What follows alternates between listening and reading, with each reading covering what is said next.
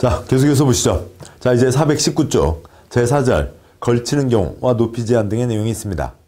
먼저 굵은 1번 건축물 대지가 지역, 지구, 구역에 걸치는 경우의 조치 내용이 있는데 문장형 동그라미 1, 2, 3, 4, 5가 있고 그 아래 표가 있습니다. 표가 3줄짜리 표면 셋째 줄이요. 작은 1번 걸치는 경우에 대한 규정은 예전에 건축법에 있다. 그 내용을 정비하여 주요 내용을 국토계획법으로 옮겼으나 건축법에 종정 규정이 남아있다. 건축물의 용도 제한, 건폐율 용적률 등 중요한 사항은 국토계획법 걸치는 경우에 규정을 적용한다. 국토부 지시문입니다. 차이점 동그라미 1번 대지가 걸치는 규모와 적용 규정에 대한 차이가 있고 가장 넓은 곳 규정을 적용한다. 과반 규정을 적용한다. 다음에요. 동그라미 2번 고도주의 지정이나 고도주의 최고 최저 높이는 국토계획법 도시군관리계획으로 정하므로 건축법에는 고도지구 규정이 없다. 고도지구 건물 예를 들어서 80m 이하로 지어라. 건물 무너지고 말고 하고는 관계없죠. 도시계획, 그런 경관계획, 환경에 대한 문제이기 때문에 그거는 건축법에는 없습니다. 그거 빼고 나면 나머지는 다 똑같아요. 국토계획법 걸치는 경우가 차라리 더 우리 시험에는 더 많이 나오는 거죠. 국토계획법 걸치는 경우 3366 공유방 녹가 있었습니다. 자, 그런데요. 건축법 걸치는 경우는 그냥 걸치면이 있고요. 그 다음에 고도지구가 없고 미방 녹각이 있습니다. 자, 이상이고요. 건축법 걸치는 경우 동그라미 1번 대지가 이 법 다른 법률에 의한 지역지구 구역에 걸치면 건축물 대지 전부에 대해서 대지의 과반이 속하는 지역지구 구역 안에 건축물 대지 규정을 적용한다. 걸치면 과반이 속하는 곳에 규정을 적용한다.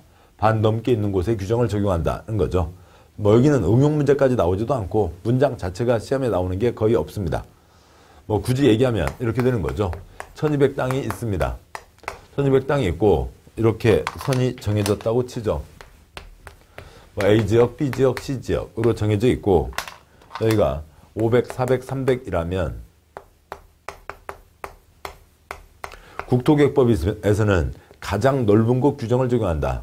근데 건축법에서는 과반이 속하는 곳에 규정을 적용한다. 1200이니까 600 넘는 게 반이 넘는 거죠. 반 넘는 거 없죠. 그러니까 각각 적용을 하게 되는 겁니다. 과반 규정을 적용한다. 동그라미 2번 건축물이 미관지구에 걸치면 건축물 대지 전부에 대해서 미관지구 규정을 적용한다. 동그라미 3번 하나의 건축물이 방화지구와 그 밖의 구역에 걸치는 경우에는 그 전부, 건축물 전부에 대해서 방화지구 규정을 적용한다. 흙은 불타지 않죠. 동그라미 4번 대지가 녹지지역과 그 밖에 걸치는 경우에는 대지가 녹지지역에 걸치면 각 지역지구 구역 안에 건축물 대지 규정을 적용한다 라고 되어 있습니다. 그래서 국토계획법 내용 아시고 요거 하나만 생각하시면 되고요. 건축법에다가 고도지구를 넣어서 틀렸다 이렇게 나오지는 않습니다.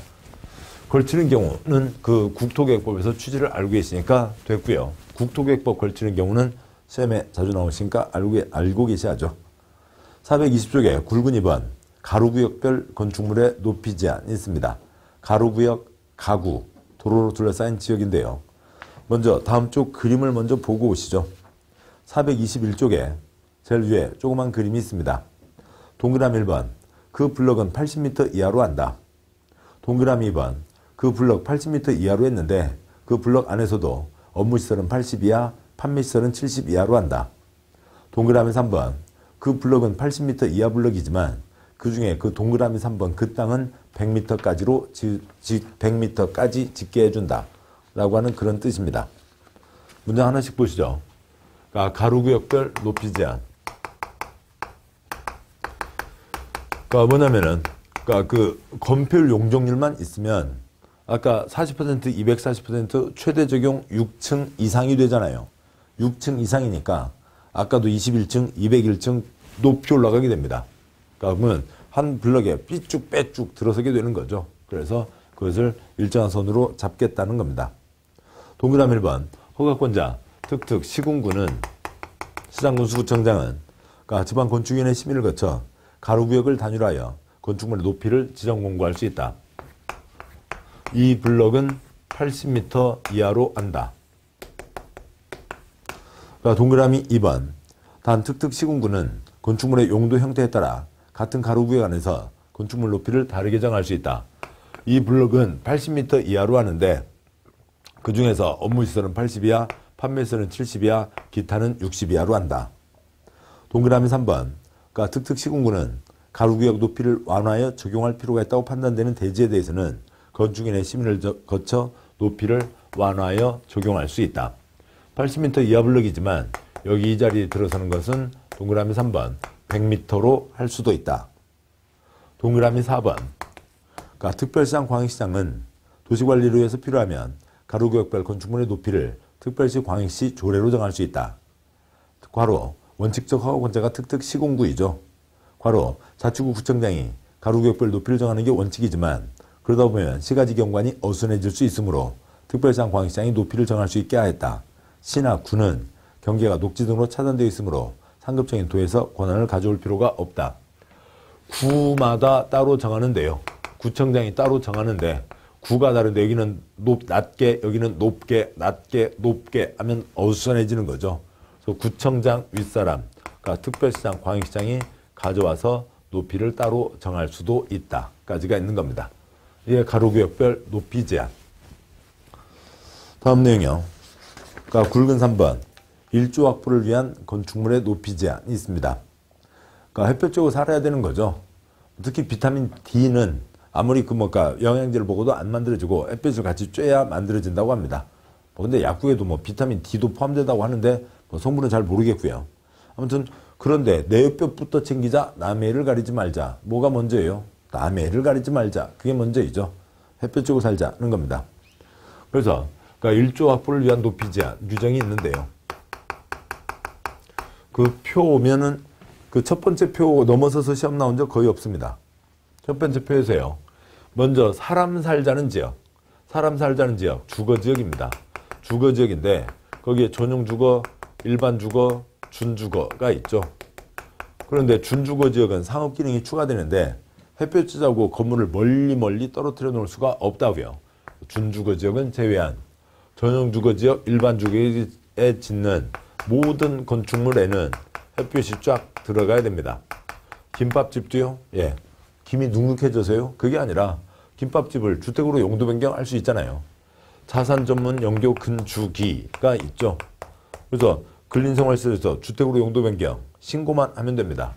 그러니까 그런 것을 대비해서 모든 건축물에 햇빛이 쫙 들어가 있어야 되는 거죠. 그러면은 남의 애를 가리지 말자가 정북 방향에서 떼는 게 원칙입니다. 취지는 곧 말씀드리고요. 그런데 특별한 경우에는 예외적으로 정남 방향에서 뗄 수도 있다. 북쪽에 피해받는 사람이 없으면. 우선 여기에 초점은 전용주거지역, 일반주거지역의 모든 건축물입니다. 두 번째는요. 어느 갓난아이가 태어났는데 아플싸 운이 없게 부모님이 전용주거, 일반주거지에 살고 계시지 않네요. 그러면 기타 지역에 있습니다. 기타 지역에 있다고 해서 갓난아이에게 똥구덩이 빨갛게 짓물러야 되냐고요. 햇볕이 쫙 들어야 된다. 그래서 똥기저귀 보송보송 말리자는 거죠. 그냥 습기만 제거할 수도 있지만 햇볕을 쬐고 자외선을 받아야 살균도 되고 똥구덩이 보송보송 이쁘게 할 수가 있잖아요. 그러면 다른 지역에 있는 특정한 건축물, 창고 사는 갓난아이요, 공동주택 사는 갓난아이요, 공동주택 사는 갓난아이를 위해서인 거죠. 기타 지역이라 하더라도 공동주택에는 햇빛이 쫙 들어와야 되는 겁니다. 단독주택은 한 채니까 집을 지을 때 햇볕 받기 알아서 지을 거죠. 그러니까 문제가 안 됩니다. 근데 여차차 사정으로 중심상업, 일반상업지역에 공동주택이 들어가는 경우가 있다고 치자고요. 일반적으로 허용되지 않지만 어떻게 들어갔다 하더라도 이게 명동 한가운데죠. 명동 한가운데 태극기 휘날리면은 되지만 명동 한가운데 똥기저귀 휘날리며 할 수는 없다고요. 중심상업, 일반상업을 제외한 기타 지역의 공동주택에는 햇빛이 쫙 들어가야 된다. 개나리 단지 해가 옆 단지 해를 가려도 안 되고 건축물이요. 그 다음에 개나리 단지에서도 백일동이 백이동 해를 가리면 안 됩니다. 세 번째요. 햇볕 가리지 말자. 그런데 찌그만 건물 짓는데 그것까지 이것 빼고 저것 빼고 너무 힘들다고요. 찌그만 건축물은 봐주자. 2층이야. 8m 이하 건축물에 대해서는 높이 제한 규정을 적용하지 않을 수 있다. 이상이 이쪽의 핵심 내용입니다. 이 말뜻만 이해하시면 돼요. 이 말뜻을 이해하고 예외의 취지만 이해하시면 됩니다. 이걸 넘어서서 시험 문제 나온 적 없습니다. 하나씩 보도록 하시죠. 그러니까 지금 이게 첫 번째와 두 번째가 무슨 말이냐면 첫 번째를 A로 잡고 두 번째를 B로 했을 때 그 두 번째 표입니다. 일조각부를 위한 높이 제한을 받는 지역 및 건축물. 물론 전용주거 일반 주거지역에 모든 건축물이 허용되는 건 아니죠. A번요. 주거지역 가운데 전용주거지역 일반 주거지역이면 A 모든 건축물에 다 햇빛이 들어가야 됩니다. B 공동주택인데 28가지 용도 중에 공동주택 2번 용도가 있잖아요. 그러니까 일반 상업과 중심 상업을 제외한 기타 지역의 공동주택에는 햇빛이 쫙 들어가야 됩니다. 그래서 A나 B 걸리는 곳에 A 규정, B 규정의 높이 제한, 일조확보를 위한 높이 제한 규정이 적용되는 거죠. 3-1번 동그라미 1-1번 전용주거지역, 일반 주거지역 안에서 건축물을 건축하는 경우 건축물 각 부분을 정북방향 인접대지 경계선으로부터 다음 범위 안에서 조례가 정하는 거리 이상을 띄어 건축하여야 한다. 그리고 높이 9m 이하인 부분은 인접대지 경계선으로부터 1.5m 이상. 2번 높이 9m 초과하는 부분은 인접대지 경계선으로부터 건축물 각 부분 높이의 2분의 1 이상을 떼야 된다. 그게 뭐냐면 그 옆에 있는 그림이죠. 그 뭐냐면 다음 먼저 정북방향에 대해서 설명을 드리고 가죠. 정북방향에 대한 설명이 다음 쪽에 있는데요. 423쪽 그러니까 위에 있는 왼쪽 그림입니다. 북쪽에서 거리를 떼라고요. 보시죠. 여기 1번, 2번, 3번 땅이 있다고 보겠습니다. 2번 땅에 건물을 지으려고 해요. 1번 북쪽, 여기가 북쪽이고 이쪽이 남쪽입니다. 해가 동에서 떠서 남쪽으로 해서 돌죠. 그러니까 남쪽에도 집이 있고요. 2번에 집을 지으려고 합니다. 집을 짓는데 그러니까 이번에 집을 이렇게 지으면 건물을 이렇게 지으면 내 햇볕은 받을 수가 있죠. 근데 남의 애를 가리게 되잖아요. 좀 미안합니다. 내 햇볕 챙기자. 그러니까 미안해서 건물을 이쪽으로 짓게 되겠죠. 그러니까 이번 땅에요. 그럼 북쪽 아저씨 해는 가리지 않죠. 그러니까 그렇지만 내가 햇볕을 상당히 못 받을 수 있습니다. 남의 애를 가리지 말자. 뭐가 우선이라고요? 남의 애를 가리지 말자. 그게 더 우선인 거죠. 공공복리를 위한 공법이니까요. 그러니까 내가 남의 애를 가리지 않기 위해서 어느 쪽에서요? 북쪽에서 거리를 떼는 겁니다. 정북 방향으로부터 일정한 거리를 떼야 된다. 남의 애를 가리지 말자. 그러면 내가 2번 땅에다가 건물을 지을 때 어떻게 지어야 남의 애를 가리지 않을 거냐고요. 높이 9m까지는 1.5m를 떼라고요. 그 다음은 높이의 2분의 1을 떼라는 겁니다. 이렇게 지어라. 그래야 남의 애를 가리지 않는다. 특히 북쪽의 애를 가리지 않는다. 라고 하는 거죠. 이렇게 지으니까 집이 어느 방향을 바라보는 집이 돼요? 북향집이 되는 거죠. 북향이 됩니다. 그러니까 북향 좋아하는 사람 많지 않죠. 그러니까 그렇지만 뭐예요? 남의 애를 가리지 않는 게 더 우선이 되는 거죠. 북향집이 된다는 건 보시자고요. 이게 적용이 되는 건데 어느 사람이 꼭 나는 남쪽에다가 마당을 만들어야 되겠다고요. 여기는 이 선을 넘지 않게 되니까 여기에다가 마당을 만들고 그러니까 채소를 지으면은 건물이 지금 요 선을 넘지 않는 거니까 건물이 이렇게 되는 거죠. 그래서 북향집이 된다고요. 근데 똑같은 그러니까 면적에서 나는 어떤 일이 있어도 아이들 맨발로 뛰어놀게 하는 그러니까 남쪽에 햇볕 들어오는 남쪽에다 텃밭을 짓고 싶다라고 하면 아까 건물이 요 선을 넘지 마라 라고 돼 있었잖아요. 요 선을 넘지 마라고 되어 있는데 이 선에서 내가 남쪽에다가 텃밭을 만들 수는 있다고요. 만들고 싶으면 건물을 어떻게 짓게 되는 거예요? 요렇게 짓게 되는 거죠. 그래서 이 선을 넘지 말라고요. 그래 북쪽 아저씨를 가리지 않죠. 그러니까 선택의 문제입니다. 그러니까 2번과 같이 짓든 3번과 같이 짓든 남의 애를 가리지 말자라고 하는 거죠. 그러니까 대부분 북향집이 만들어지게 됩니다. 아무리 그 애기들 방울토마토 그냥 마트 가서 사다 먹이면 되잖아요. 그런 거지. 꼭 집에서 먹이려고 이만큼을 손해보는 사람은 없을 겁니다. 물론 땅 크면요. 4번 땅 주인과 같이 땅 크면은 여기다 텃밭 크게 만들고요. 그 다음에 그러고도 이쪽에 이렇게 해서 건물을 이렇게 지을 수가 있는 거죠. 남의 애를 가리지 않는 겁니다. 이렇게 이제 땅 큰 사람 빼고 나면 북향으로 짓게 되는 게 기본이죠. 이렇게 됩니다. 자, 그런데 북쪽에 피해보는 사람이 없으면 남쪽으로 할 수도 있다. 그 얘기입니다. 동그라미 1-2는 생략하고요. 동그라미 2번.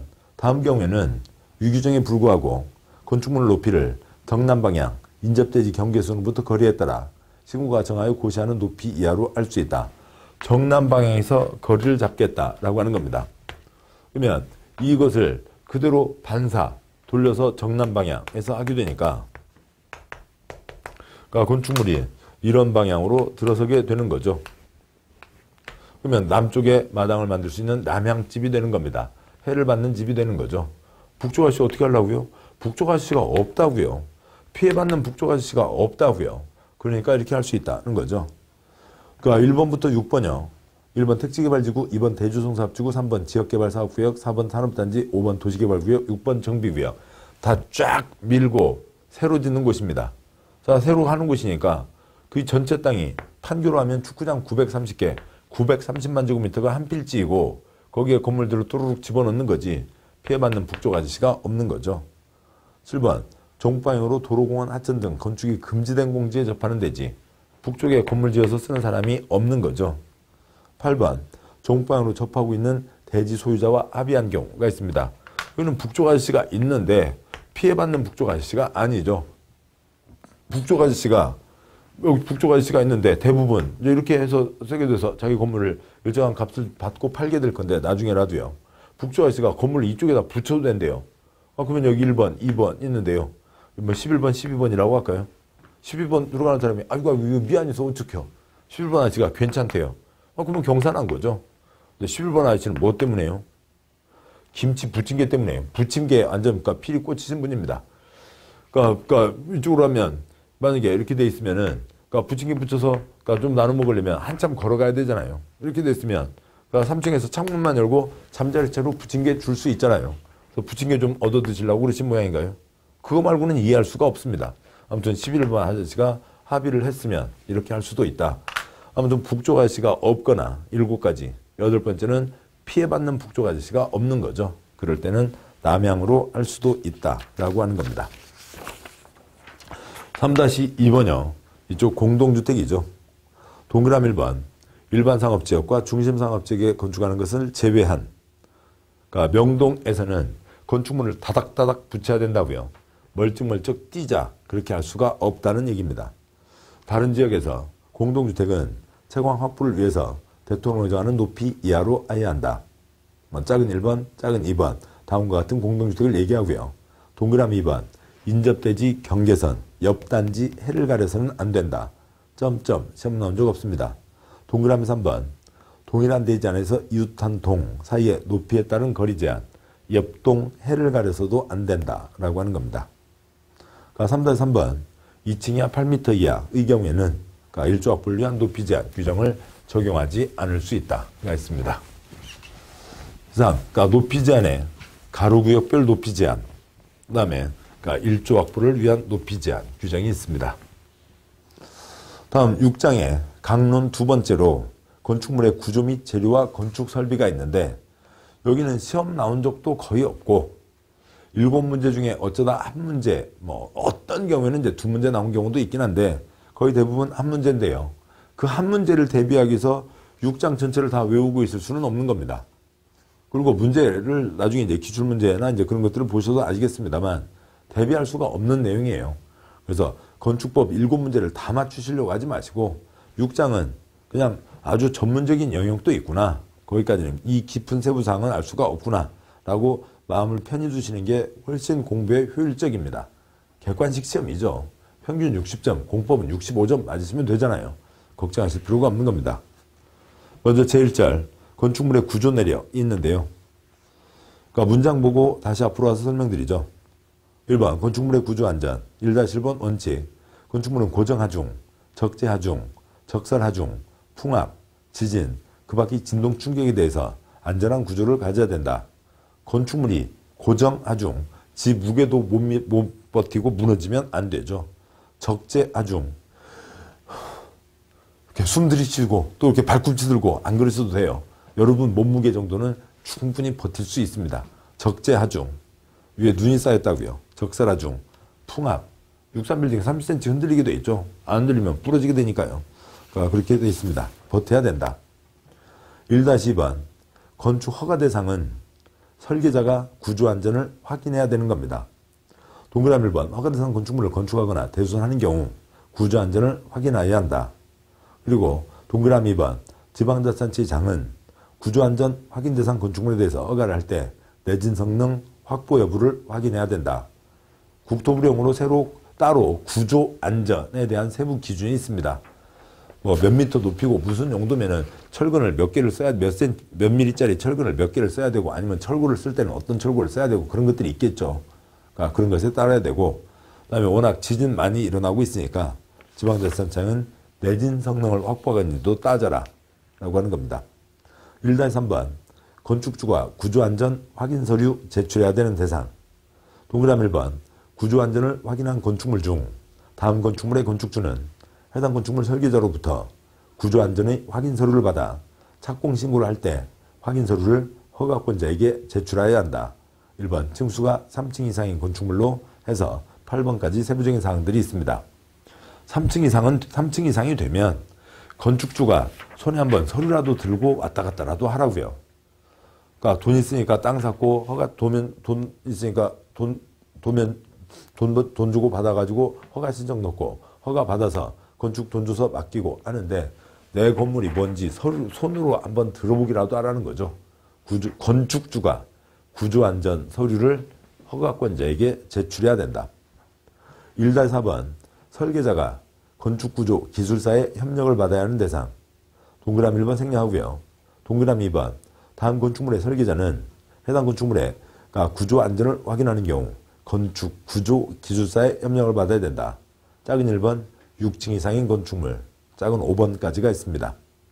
6층 이상이면 설계자가 동그라미 2번 구조안전 확인, 국토부에 하는 구조안전 기준에 맞는지만 확인해서 지가 이쁘게 도면 그리는 것만이 아니라 6층 이상이면 더 전문 자격증 구조기술사에게 보내서 도장을 받거나 그 부분에 대한 도면을 그려달라고 부탁하라 라고 하는 겁니다. 이상을 정리한 게 앞쪽 표입니다. 424쪽 표요. 그러니까 표가 위에 이제 이렇게 세 덩어리가 있는 거죠. 첫 번째 덩어리 허가 대상. 그러니까 건축물은 다 허가받는 게 기본이죠. 가벼운 몇 가지는 신고하면 허가받은 것으로 본다. 지붕이 있으면 그러니까 건축물은 허가받아야 됩니다. 모든 지붕이 있는 것들은 설계자가 구조안전 확인해야 되고 그다음에 지방자치단체장이 내진 성능 확보를 하고 있는지를 확인해야 된다. 두 번째 덩어리 3층 이상 등등등 경우에는 건축주가 구조안전 서류 제출하라고요. 세 번째 덩어리 6층 이상 등등은 설계자가 설계를 할 때 구조기술사의 협력을 받아야 된다라고 하는 겁니다. 여기까지면 됐고요. 다음에 굵은 2번 생략하고 제2절 건축물에서의 피난 등이 있습니다. 여기는 편히 가시자고요. 아까 말씀드리자는 편히 가자는 겁니다. 이것들을 하나하나 모든 것들을 다 할 수가 없어요. 그러니까 출제가 된 걸 보시죠. 한 장 넘어와서 427쪽에 2-2번 직통계단 2개소 이상 설치해야 된다는 걸로 21회 시험에 한 번 나왔습니다. 작은 1번 제2종 근린생활시설 중 어찌고저찌고, 작은 2번 단독주택 중 어찌고저찌고 또 제2종 근린생활시설 중 어찌고저찌고, 작은 3번 공동주택, 작은 4번, 작은 5번이 있는데 지금 대표적인 것만 읽었지 그 안에 세부적인 사항들이 다 있잖아요. 이 2-2번 갖고 출제가 나왔을 때 공법 강의하는 저희들이요. 선생님 여러 명 모여서 같이 하면서도 이 문제 놓고 이 법조문 놓고 답 찾는 데만 5분이 걸렸어요. 그 작은 거기에 또 괄호로 뭐라고 돼 있는데 거기에서 이걸 찾아야 되는데 설마 이걸 외우시겠어요? 그러시진 마시자고요. 안 그래도 됩니다. 그냥 그러니까 법에 포함되어 있고 출제된 적이 있다. 또 이러한 대목에서 출제가 된 거니까 편히 가시자라고 해서 써놓은 겁니다. 2-3번에 그러니까 피난계단, 특별피난계단은 이제 아까 대수선에서도 한번 말씀드린 적이 있었습니다. 동그라미 1번 해설. 피난계단은 건축물 내부와 계단실 사이에 방화문이 한개 있고, 특별피난계단은 건축물 내부와 부속실 사이, 사무실 쪽과 부속실 사이에 방화문 한개, 그 중간에 있는 조그만 방이 있잖아요. 부속실에서 계단실 사이에 다른 방화문 한개가 있는 구조이다 라고 하는 겁니다. 그리고 그러니까 굵은 3번 피난층 직통계단과 직접 연결되는 피난구역은 동그라미 1번 넷째 줄점 용적률 산정 때 지주피대 빼준다는 게 있죠. 그것 때문에 얘기하는 겁니다. 동그라미 1번 해설 피난 안전구역은 기계실 등을 제외하면 한 개층 전부를 사무실 등 거실을 하나도 뱉지 않고 텅 비워둔 층이다. 불이 나거나 기타 비상시에 그 층으로 대피한 후 직통계단을 통해서 지상으로 피난하거나 구조될 때까지 기다릴 수 있는 공간이다 라고 하는 거고, 그에 대한 세부 요건은 생략하도록 하죠. 다음에요. 4번 피난을 위한 개방 공간 옥상 광장이 있는데요. 4-1번 개방 공간 넷째 줄에 셋째 줄 끝에요. 천장이 개방된 외부 공간 싱크 무슨 소린가요? 그러니까 주방에 싱크대 있잖아요. 가라앉다 그걸 이게 물 담아놓고 거의 이제 물 틀어놓고 합니다만, 가끔 이제 큰 주방 같은 경우는 이제 물 담아놓고 몇 단계를 통해서 계단을 이제 몇 칸을 건너가면서 그릇을 씻잖아요. 그렇게 돼 있는데, 그러니까 그릇을 담아놓고 씻는 곳입니다. 싱크, 썬크, 현재형, 과거형, 과거분사형. 그러니까 썬큰 공간이라고 하는데, 그 아래 그림과 같은 건데, 그러니까 그림을 짧게 배치했습니다. 4-10번 옥상광장이 있어요. 그 중에 다음 쪽 동그라미 3번을 보시면 층수가 11층 이상 건축물로 11층 이상인 층 바닥 면적 합계가 10,000제곱미터 이상 건축물 옥상에는 다음 구분에 따른 공간을 확보해야 한다. 불이 났을 때 지상으로 다 도망갈 수 있어야 되죠. 그런데 건물이 큽니다. 높고 커요. 11층 이상으로 10,000제곱미터가 넘습니다. 그런데 다 땅으로만 도망가라. 그러면 계단이 워낙 밀리게 되죠. 그래서 비상시에 대피해서 위에다가 대피할 수 있는 공간을 만들자고요. 작은 1번 건축물 지붕을 평지붕으로 하는 경우에는 헬리포트를 설치하거나 헬리콥터를 통해서 인명을 구조할 수 있는 공간을 만들어야 되고, 2번 건축물 지붕을 경사지붕으로 하는 경우에는 꼭 경사만이 아니라 평지붕이 아닌 모든 것들이 다 경사지붕이에요. 옥상에다 달아놔도 경사지붕입니다. 경사지붕 아래에 설치하는 대피 공간을 만들어두고 대피할 수 있게 하자, 구조받을 수 있게 하자는 얘기죠. 그래서 이게 지주피대, 용적률 산정 때 연면적에서 제외하는 부분입니다. 다음에 3절 건축물의 안전, 위생 및 방화로 작은 1번 일반 원칙, 작은 2번 소음 방지를 위한 경계벽 바닥이 있고, 그것 갖고 동그라미 2번 작은 2번을 갖고 26주 때 한 문제가 나오긴 했는데 그것 때문에 이런 세부적인 상황까지 다 할 수는 없죠. 작은 3번 넘어가세요. 굵은 3번 침수 위험지구, 굵은 4번 건축물의 내화구조와 방화벽, 방화지구 등등이 있습니다. 세부적인 사항들은 다 생략을 하겠습니다. 이런 것까지 깊이 하실 수는 없다고요.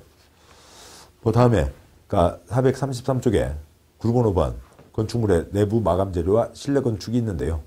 5-3번 갖고 이제 한 문제가 나온 적이 있습니다. 5-3번 건축물의 실내 건축 우리나라 영어를 많이 쓰잖아요. 인테리어 뭐라고도 하죠. 인테리어, 아우테리어, 요크셔테리어 등등이 있는데 그게 인테리어를 얘기하는 겁니다.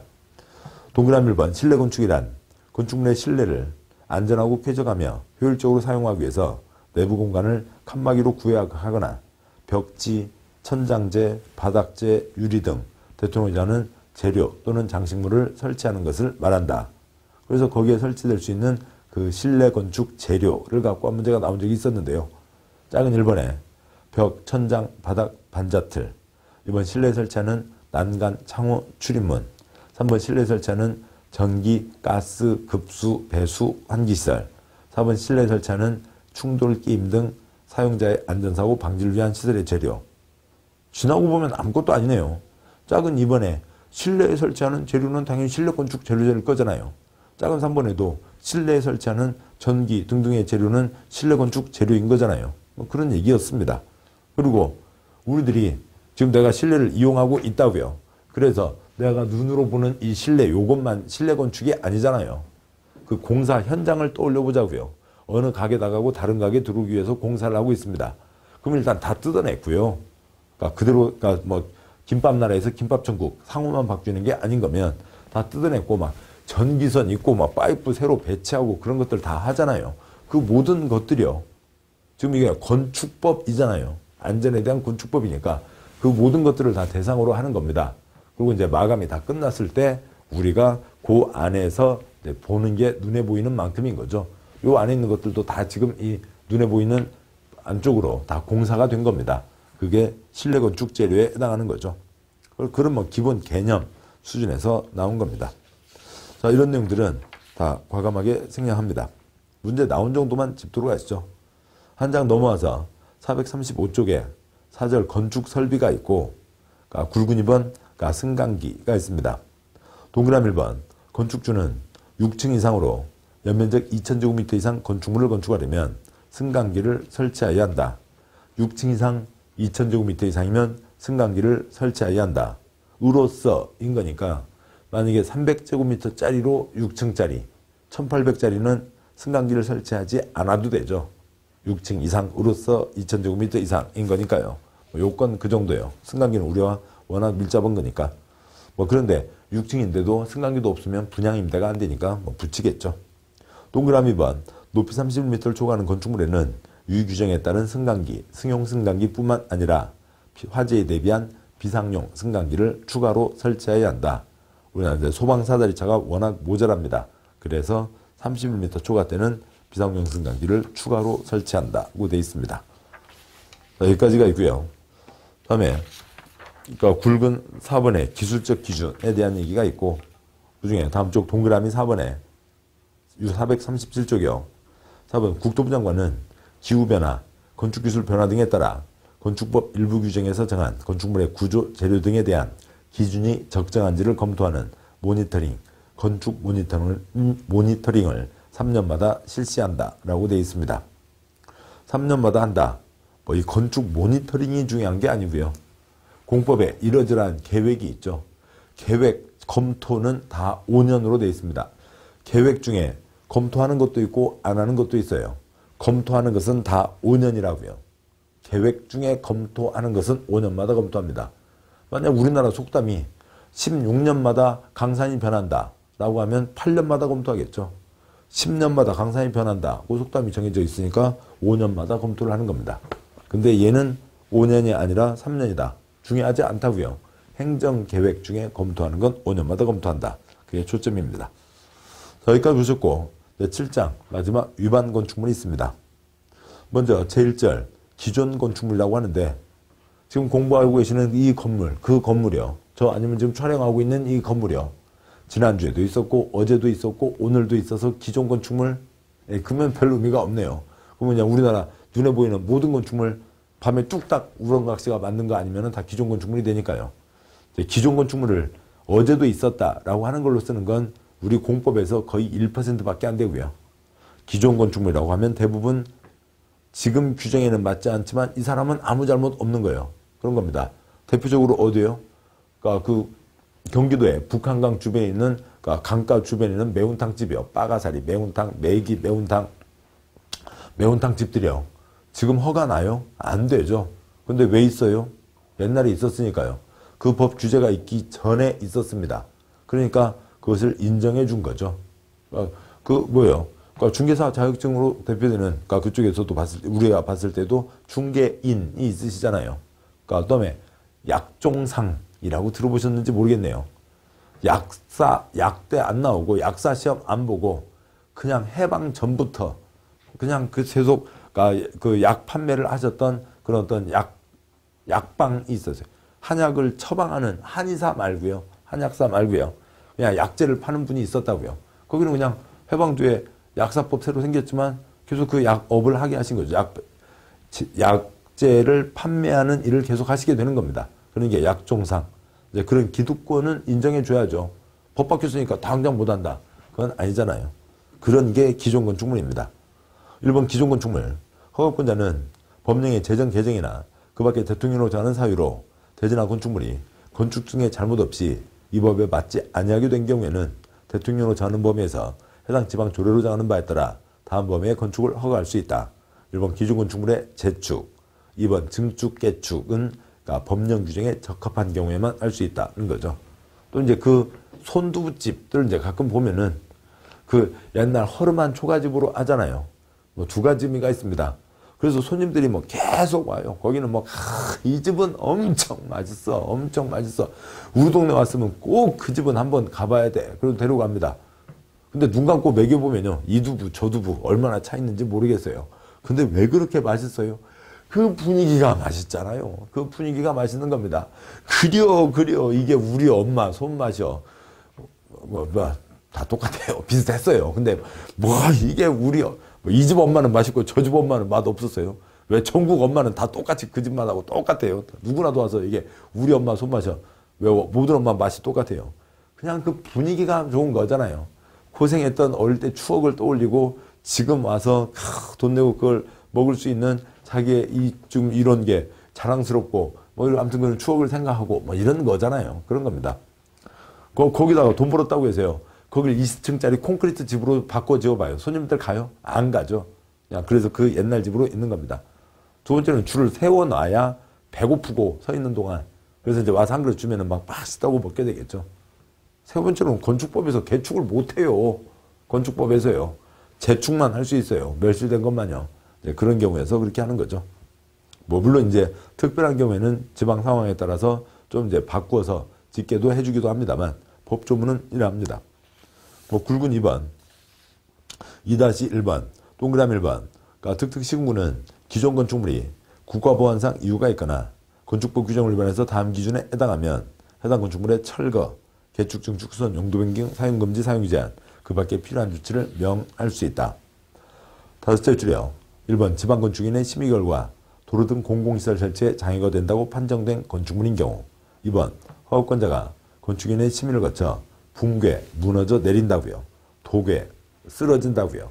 우려가 있어 나중에 유해를 줄 우려가 크다고 인정하는 건축물 3번 군사작전구역 안에 있는 건축물로 국가안보상 필요해서 국방부 장관이 요청하는 건축물인 경우에는 이 사람 잘못 없다 하더라도 그것을 철거하라고 할 수 있고 이 사람 잘못 없으니까 동그라미 2번 보상해야죠. 2-2번, 2-3번 생략합니다. 제2절 위반 건축물이 있고 여기 이 자리는 저 앞에서도 한번 짚었었죠. 그러니까 뭐예요? 그러니까 허가 취소해야 된다와 허가 취소할 수 있다가 구분되잖아요. 허가 취소해야 된다. 물론 이제 이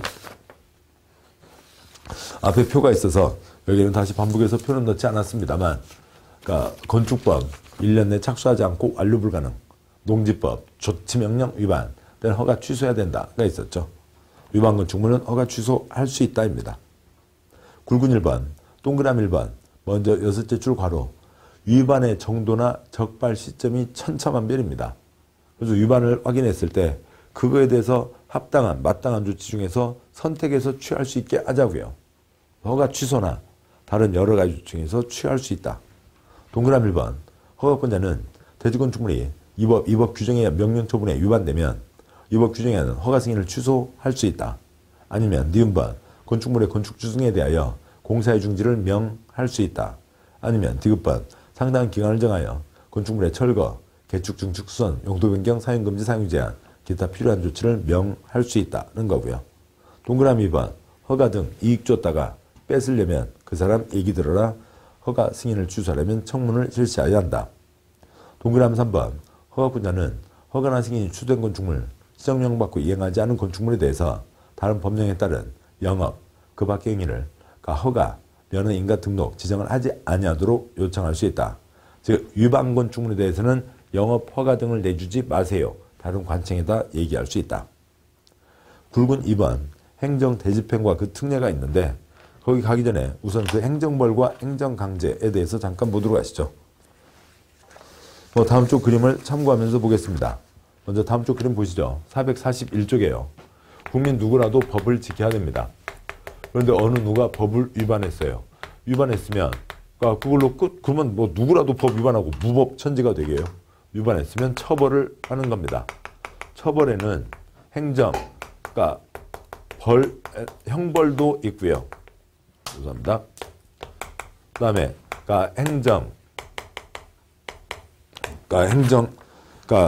형벌도 있고 행정 질서벌도 있는 겁니다.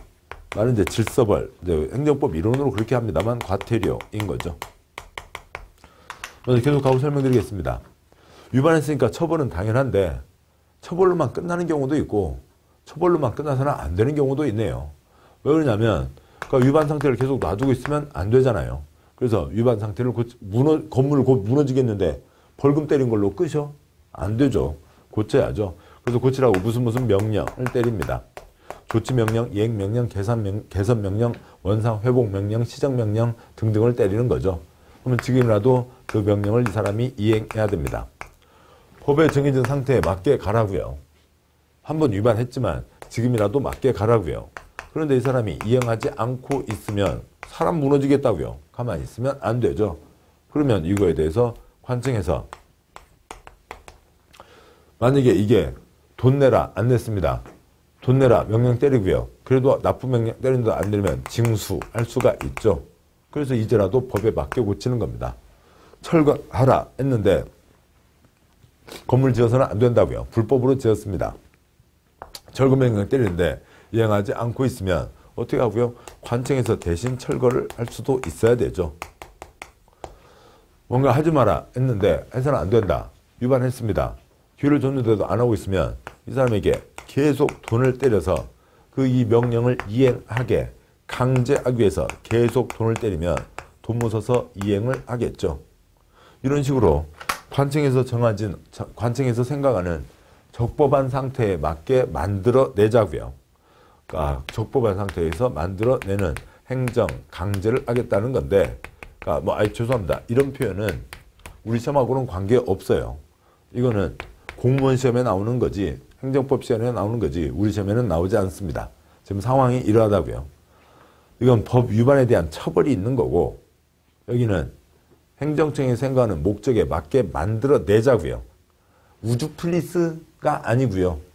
강제로 만들어내자는 겁니다. 강제로 물건 들고 나서 파는 거죠. 500만 원 내야 되는데 차 끌고 나와서 1000만 원 팔고 500만 원 가져가고 500만 원 남은 거 주는 겁니다. 안 하면 공무원이 대신 가서 철거하는 거죠. 계속 돈 때리면 돈 못 써서 이행을 할 거라고요. 행정형벌과 행정질서법은 이제 공법에서는 관계가 없고 중개법에서 이제 가끔 보시는 거죠. 이건 형벌이니까 형사범이 되는 겁니다. 과자, 전과자가 되는 거고요. 이건 그러니까 징역과 벌금 등 8가지 처벌이 있습니다. 그러니까 벌금 10만 원도 전과자입니다. 과태료로 5억까지 과태료가, 그러니까 5억까지가 아니라 5억인 경우도 있어요. 그러니까 뭐 더 많이 때릴 수도 있는 겁니다. 5억 과태료도 전과자는 아닌 거죠. 이건 전과자를 만들지 않기 위해서 만들어낸 제도가 과태료입니다. 요거는 우리 이제 공법 시험에서는 거의 나오지 않는 거고요.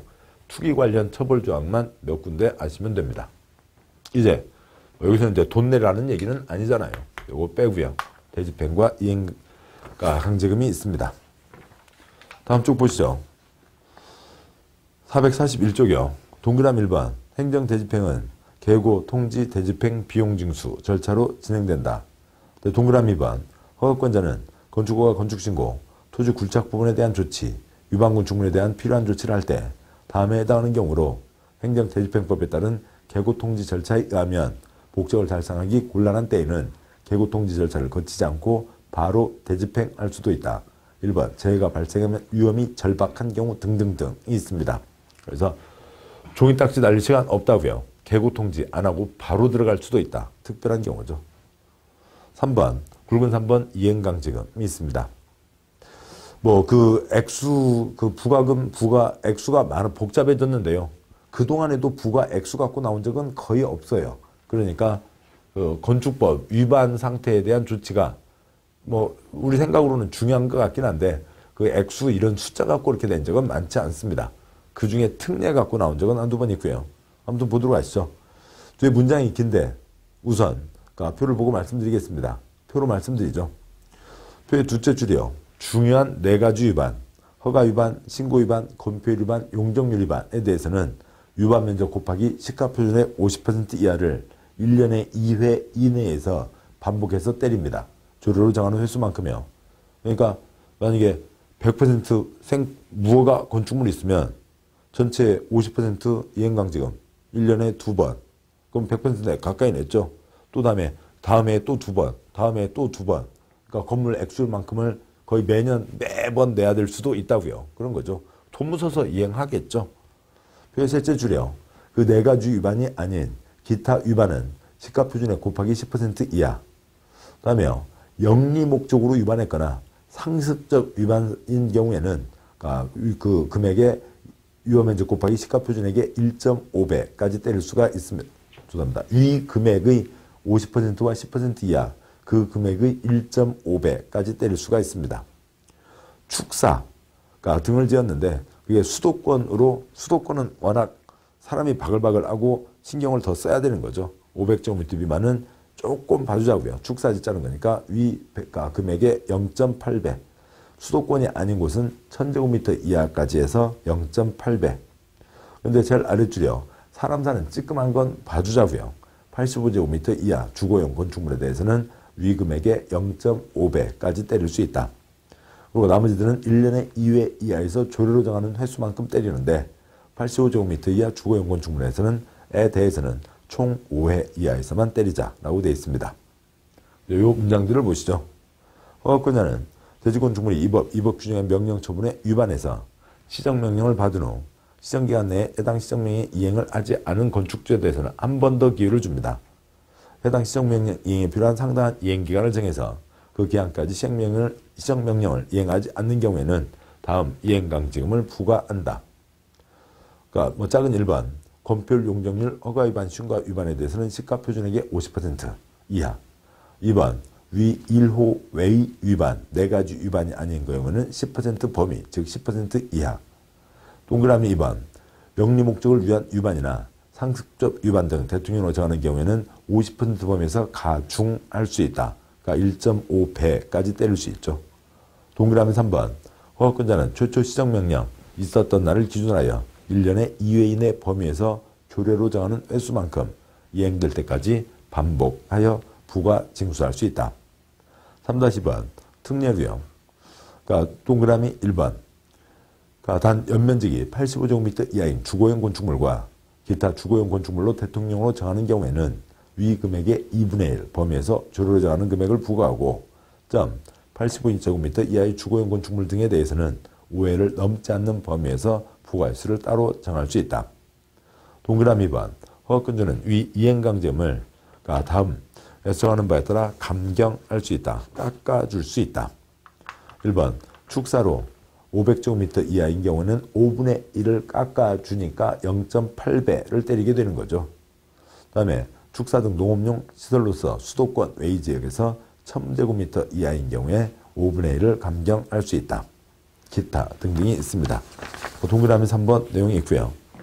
다음 쪽에 3-3번 이행강제금. 항상 여기도 개통대비, 계고통지, 대집행, 비용징수. 여기도 계고통지로 이제 가게 되는 거죠. 그러니까 부담되는 처분은 항상 종이딱지 2장은 날라옵니다. 동그라미 1번 둘째 줄 문서로 계고하는 거고요. 첫 번째 점, 셋째 줄에 있는 점, 그러니까 이행강제금을 부과할 때 문서로 한다. 동그라미 2번 허가권자는 시정명령 받은 자가 시정명령을 이행한 경우에는 새로운 이행강제금 부과를 할 수가 없죠. 이행을 했으니까 할 이유가 없잖아요. 그런데 그러니까 이미 부과된 이행강제금은 징수한다. 때린 건 받아내는 거죠. 앞으로 더 안 받으려고 그러니까 이행을 한 거지. 잘못해서 때렸던 건 받아내야 되는 거죠. 기타 세부적인 사항들이 있는데 동그라미 3번, 4번 생략합니다. 제일 아래 표요. 이행강제금 제도가 국토계획법, 건축법, 농지법 세 군데에 있습니다. 그것 갖고도 한번 나온 적이 있습니다. 다음에 3절 사항은 생략하도록 하시죠. 감독과 기타 처벌 등은 초점이 아닙니다. 자, 여기까지 해서 마지막 7장 위반 건축물에 대한 내용들까지를 보셨네요. 자, 고생들 많으셨고 건축법이나 모든 법 다 마찬가지입니다만 반복이 초점이고 건축법은 용어가 아주 희한한 용어들이 그렇게 많지 않고 그 새로운 약속에 조금 귀만 넓히시면 되는 거죠. 숫자에 몇 번 반복하시면 돼요. 아무 걱정하실 게 없습니다. 자, 고생하셨고 잠깐 쉬고 그다음에 이제 주택법 보도록 하겠습니다. 수고하셨습니다.